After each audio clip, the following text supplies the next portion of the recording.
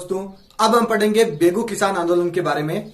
बेगू था वो मेवाड़ का प्रथम श्रेणी का ठिकाना था और ये पहले भीलवाड़ा में आता था और वर्तमान में चित्तौड़गढ़ जिले में आता है। बेगू के किसानों से 25 प्रकार के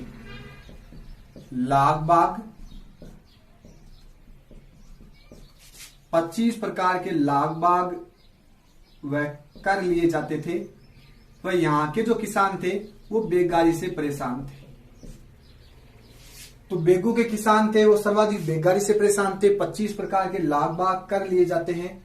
और उसके बाद में जब बिजोलिया किसान आंदोलन की सूचना वो बेगू पहुंचती है तो 1921 में मेनाल नामक स्थान पर मेनाल के भैरोकुंड, और ये भैरोकुंड आता है, मेनाल आता है भीलवाड़ा में। यहां पर 1921 में मेनाल भीलवाड़ा में किसानों की एक सभा का आयोजन किया जाता है और उस सभा में सभी किसान इकट्ठे होकर और ये फैसला करते हैं कि हमें आंदोलन का नेतृत्व है वो सर्व समिति से विजय सिंह पथिक को सौंपते हैं। विजय सिंह पथिक को बेगू किसान आंदोलन का नेतृत्व सौंपा जाता है। विजय सिंह पथिक है, उन पर मेवाड़ पे आने पर प्रतिबंध लगाया गया था, इसलिए विजय सिंह पथिक ने अजमेर में रहकर और इस आंदोलन का नेतृत्व करना स्वीकार किया। उसके बाद में विजय सिंह पथिक है वो राजस्थान सेवा संघ के मंत्री रामनारायण चौधरी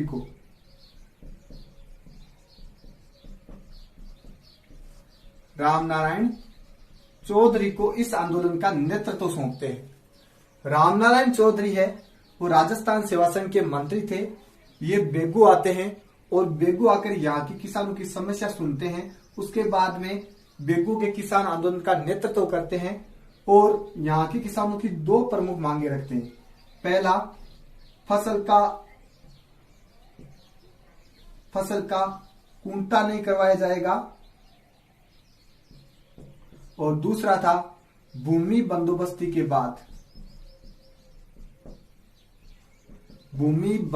के बाद ही फसल का जो लगान दर है वो तय की जाएगी। तो रामनारायण चौधरी के नेतृत्व में बेगू के किसानों ने दो मांगे रखी। पहली कि फसल का कुंता नहीं करवाया जाएगा। कुंता का मतलब है खड़ी फसल का के बारे में यह फैसला नहीं किया जाएगा कि फसल कितनी होगी, और उसके बाद में भूमि बंदोबस्ती के बाद में लगान की दरें तय की जाएगी। लगभग 2 वर्षों तक आंदोलन चलता है और उसके बाद में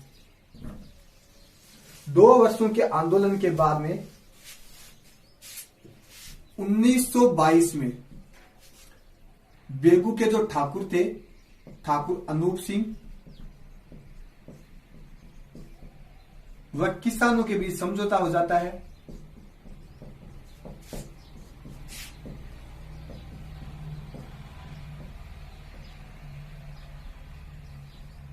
ठाकुर अनूप सिंह है वो किसानों की मांगे मान लेते हैं और यहां पर राजस्थान सेवा संघ की ओर से किसानों व अनूप सिंह के बीच में समझौता हो जाता है।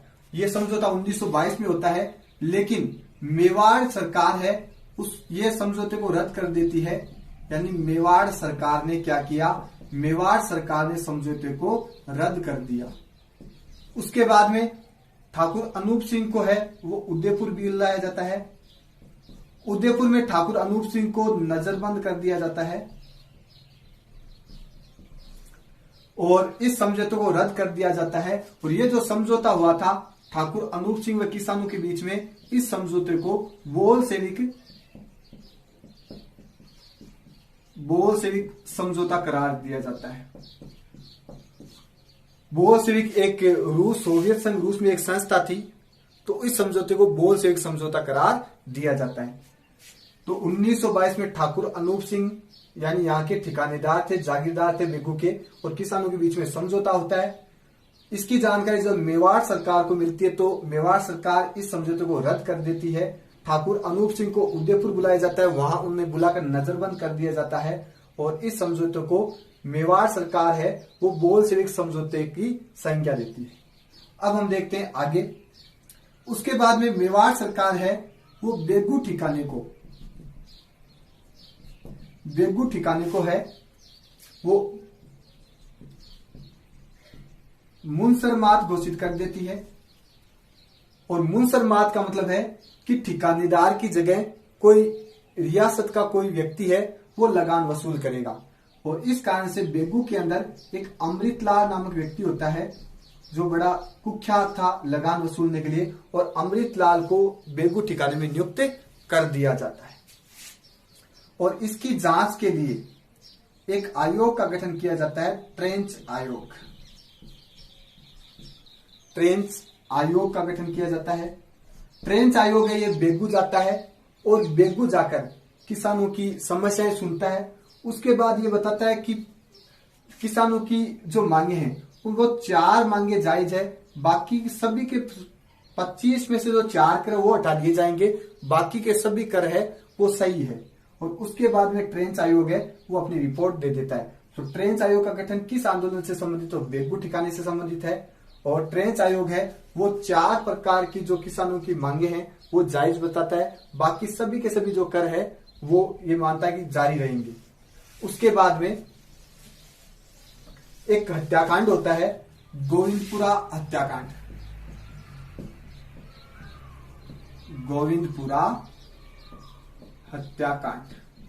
और गोविंदपुरा हत्याकांड है कि सबसे पहले हम देखते हैं कि कब होता है। तो गोविंदपुरा हत्याकांड होता है 13 जुलाई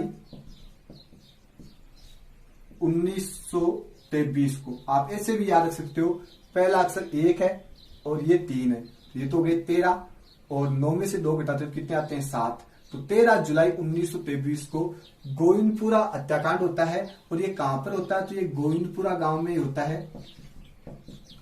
गोविंदपुरा गांव कहां पर है?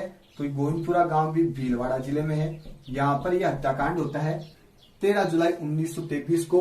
किसानों की सभा है वो ट्रेंच आयोग के विरोध में गोविंदपुरा गांव में एक सभा का आयोजन किया जाता है। उसके बाद में जब पुलिस द्वारा यहाँ पर गोलियां चलवाई जाती है, और जब पुलिस द्वारा यहाँ पे गोलियां चलवाई जाती है तो गोविंदपुरा हत्याकांड के अंदर यहाँ पे रूपा जी व करपा जी धाकड़ शहीद हो जाते हैं।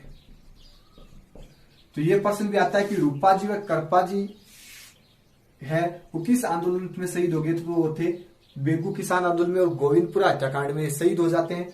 दूसरा प्रश्न आता है कि बेगू के अंदर किस जाति के सर्वाधिक किसान रहते थे? तो यहाँ पर ये प्रश्न आया हुआ है, धाकड़ जाति के किसान है वो बेगू आंदोलन में सर्वाधिक थे।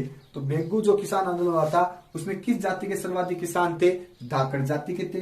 रूपा जी और करपा जी धाकड़ यहाँ पे 13 जुलाई 1923 को शहीद हो जाते हैं। उसके बाद पुलिस क्या करती है? किसानों पे लाठियां बरसाती है, लोगों के संपत्ति लूटी जाती है, यहाँ पर लाठियां बरसाई जाती है, और महिलाओं के साथ भी अत्याचार करती है। इस घटना की जानकारी है वो लगभग भारत के सभी समाचार पत्रों के अंदर प्रकाशित की जाती है। सभी समाचार पत्र है वो इस घटना की निंदा करते हैं। तो इस कारण से मेवाड़ की जो सरकार थी उन्होंने इसकी सफाई के लिए ये कहा कि गोविंदपुरा गांव की जो घटना है वहां पर क्या हुआ था कि बेगू की जो पंचायत है वो उसे बोलशेविक संस्था की संख्या देते हैं। बोलशेविक संस्था क्या है? तो ये रूस के सोवियत संघ रूस में एक संस्था थी, और ये बोलशेविक संस्था की संख्या देते हैं। और ये बोलते हैं कि ट्रेंच आयोग है वो किसानों से लगान वसूल करने गया था, तो किसानों ने लाठियां बरसाई, और आत्मरक्षा के लिए इसने क्या किया?